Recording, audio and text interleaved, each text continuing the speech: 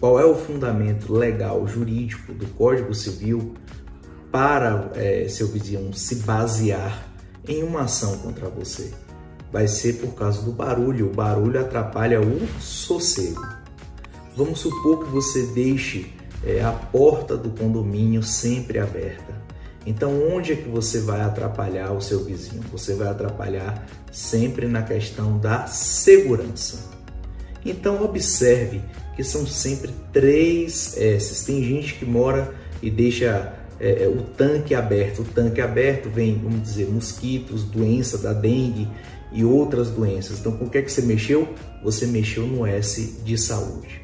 Você sempre precisa ficar atento para as normas de convívio social. Você precisa sempre estar examinando as normas de conduta social.